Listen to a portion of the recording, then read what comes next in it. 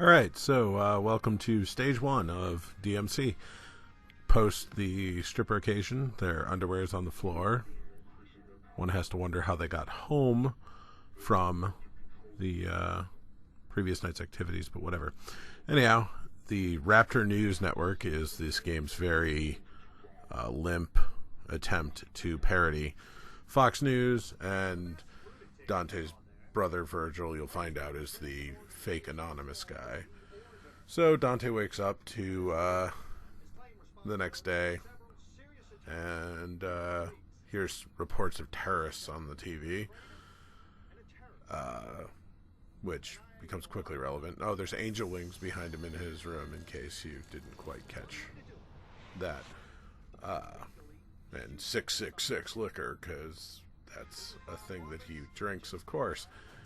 Anyhow, a knock on the door, and he hears some girl talking to him, and of course doesn't bother putting on clothes before he answers the door, completely naked. No, we get the Austin Powers running gag of they're never going to show his penis. But why they even bothered with this, I don't know. It's the usual sort of tastelessness of the game, though, so it's not really surprising. Anyhow, there's some demon who's sucked Dante into limbo, which is never really explained, but who cares?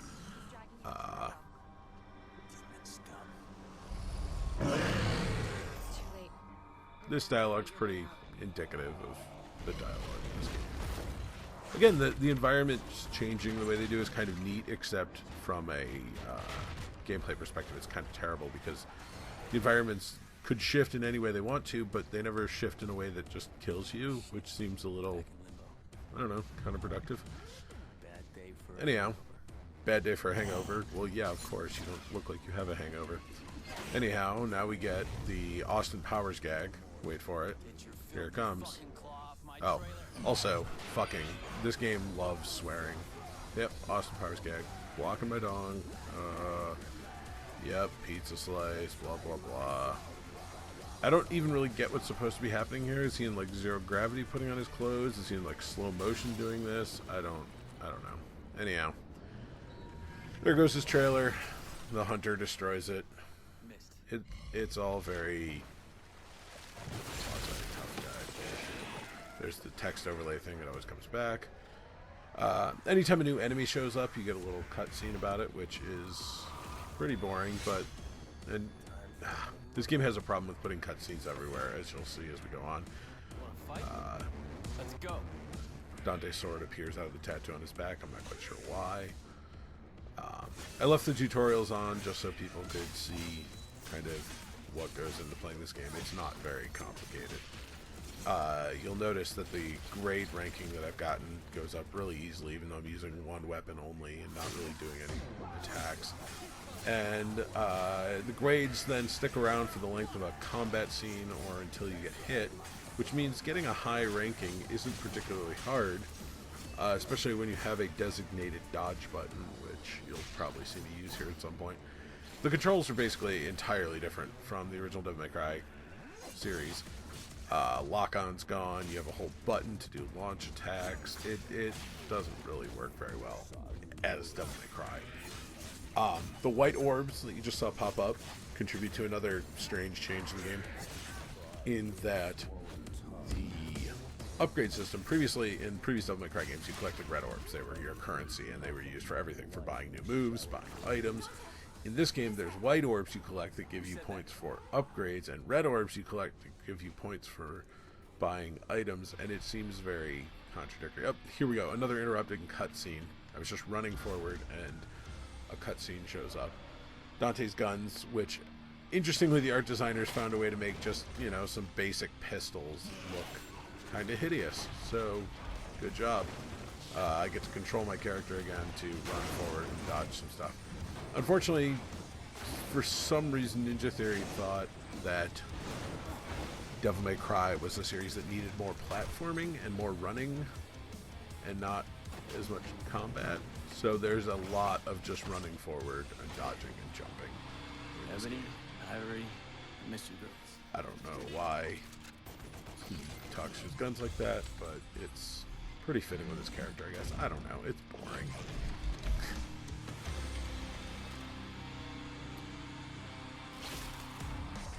Yeah, again, enemy intro cutscene. Target practice. Right on cue. Gun intro cutscene. Yeah, shoot the things. Wow.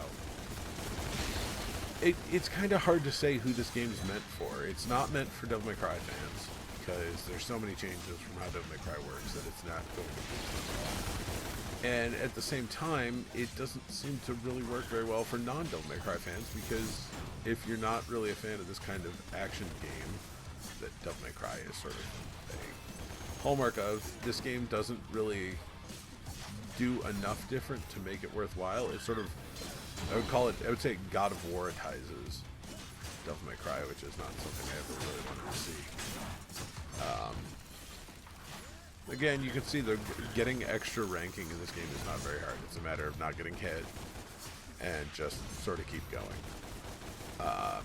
I'm playing this game terribly in this video. Like, I'm not doing a good job.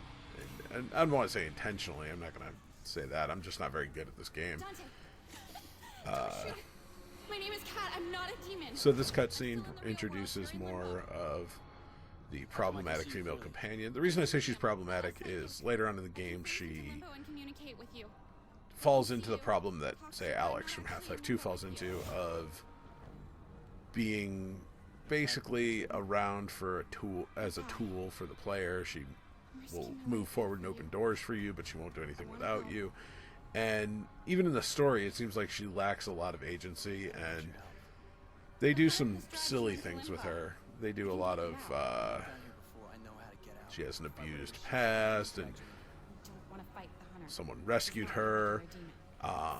It's just, it feels very icky, for lack of a better term. Anyhow, yeah, and she keeps hyping up how hard the hunter is. Well, in case you haven't figured out, the hunter's the boss of the first stage, so we're not exactly going to be talking about a super hard enemy here. You can see their spend overlay on the store, and the game basically just cops the entire sort of plot of They Live, but without the tongue-in-cheek sort of cheesiness of a John Carpenter movie. It takes it deathly serious, which just kind of makes it sad. I don't know. It just doesn't work as well for a variety of reasons. You can probably figure them out on your own if you want, or I could talk about them more. I'll probably talk about them more in a later video. I don't know. Anyhow, the other problem this stage highlights right here is that you have a double jump, and the problem with the double jump is there's never a time where you don't need the double jump, so why didn't they just make a bigger single jump? It does offer a little bit more control in the air for combat, but the combat is so simplistic that it's not really necessary. In case you didn't figure out what to do here, you are supposed to launch enemies up into the flying wheel to get them killed. I just didn't feel like doing that after a while. It gets boring. So I decided to fight and practice a little bit. Mess around with combos. The enemy dodging, which I'm not very good at this point because it's awkwardly placed for my hand on RB, isn't a hard thing to do because the enemies are constantly broadcasting their attacks. Every time one's going to attack, his weapon glows orange. Later enemies will make loud noises, in case you didn't know. And there's a great quirk, you don't really get to see it here, but I'll try and highlight it later, where if an enemy's not on camera, they won't attack. So they struggle to get on camera before they'll attack. The upgrade points, yeah, it highlights upgrade points here. You can sort of get a picture of what they do. Also, every time you end a combat scene, you get that slow motion kill, which tries to give you some, you know, angle on the action, and it's just kind of boring. Yeah, the double jump starts coming into effect here. Gold orbs work a lot like the easier version of continuing in Devil May Cry 3, the one that was patched with the special edition, where if you die, you can use a gold orb to continue right there, or you can go back to a checkpoint.